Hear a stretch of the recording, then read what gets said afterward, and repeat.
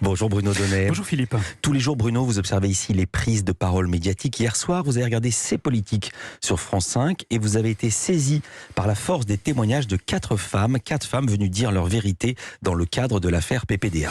Oui Philippe, 4 témoignages face caméra absolument bouleversants, à l'image de celui de la journaliste Cécile Delarue, qui n'a pas hésité à raconter ce qu'elle avait vécu à l'époque à laquelle elle travaillait à TF1 avec Patrick Poivre d'Arvor. Il y avait cette idée qu'il fallait chacune on y passe. Une espèce de, comme s'il fallait qu'on soit marqué du fer. Voilà.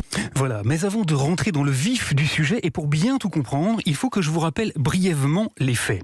En février dernier, l'écrivaine Florence Porcel a porté plainte pour des faits de viol contre l'ancien présentateur du 20h de TF1. Dans son sillage, 7 autres femmes ont déposé contre lui et 23 témoignages ont été enregistrés par la justice. Fin juin, le parquet de Nanterre a néanmoins classé l'enquête sans suite pour cause de prescription, car en France, vous le savez Philippe, dans le cadre d'un viol, si les faits remontent à plus de 20 ans, il n'est pas possible de les instruire et ce délai est même réduit à 6 ans pour les affaires de harcèlement. Pour autant, mardi dernier, le quotidien Libération a choisi de publier 8 témoignages de 8 femmes qui ont toutes raconté ce que PPDA leur aurait fait subir. Et dès le lendemain, mercredi, dans l'émission C'est à vous, l'avocate de Patrick Poivre d'Arvor, qui est toujours présumé innocent, est venue s'étrangler devant un tel procédé.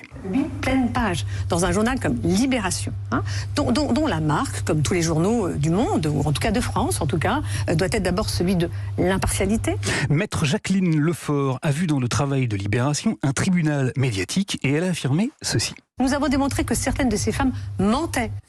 Alors ce qui m'a particulièrement intéressé dans cette histoire, Philippe, c'est le contraste, la grande différence qu'il y a entre les déclarations selon qu'elles sont produites devant la justice ou bien devant les caméras. Car à cette petite sortie médiatique de l'avocate de PPDA, Hélène Devinck, journaliste et plaignante elle aussi, a opposé hier soir sur le plateau de C'est politique un démenti absolument catégorique. Jacqueline Lafont n'a jamais prouvé qu'aucune de nous 8 qui témoignons dans Libération étions des menteuses. Aucune.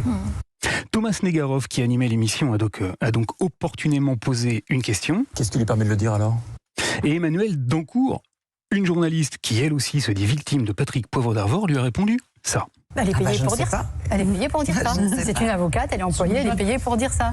Voilà, saisissante passe d'armes qui illustre parfaitement qu'au tribunal médiatique, dont parle l'avocate de PPDA, comme au tribunal tout court, on instruit donc à charge et à décharge. Il y a de l'espace pour le contradictoire et tous les médias l'ont fait, C'est politique comme Libération. Alors vous allez me dire Philippe, qu'est-ce qui change alors ? Quelle est la différence entre l'espace judiciaire et l'espace médiatique ? Ce qui diffère Philippe, c'est le temps. Et Cécile Delarue a très bien exposé hier soir sa motivation en dépit du délai de prescription. On a besoin que cette histoire se sache, malgré tout. Quant à Emmanuelle Dancourt, elle a précisé ça. Vous vous rendez compte, 23 femmes. 23 femmes avec une similitude quand même, une similitude de témoignages qui valent preuve quand même. Et si on n'avait pas été toutes prescrites, aujourd'hui, il serait en train d'être condamné. Il faut quand même se rendre compte de ça. Voilà, dans les médias, il n'y a pas de délai de prescription. On peut entendre, réentendre ou découvrir des témoignages quand on le souhaite et ça change tout. Alors Maître Lafont peut bien s'étouffer et regretter le procédé. On essaie de porter le procès sur un terrain médiatique qui s'affranchit de toutes les règles qui sont des règles fondamentales dans un état de droit, qui sont celles de la justice. On lui opposera quand même une remarque. Quel autre espace que l'espace médiatique reste-t-il à ces femmes qui, par peur, par manque de recul, de maturité ou pour quelque raison que ce soit et qui les concerne, n'ont pas réussi à dire plus tôt ce qu'elles avaient subi si celui de la justice leur est désormais prescrit pour cause de délai ? Il arrive fréquemment qu'une question, parce que les médias s'en emparent, finisse par être reconsidérée. Celle que pose le temps de la prescription en est une qui vaudrait probablement la peine que l'on s'y penche sans attendre. Merci beaucoup Bruno Donnet. À demain.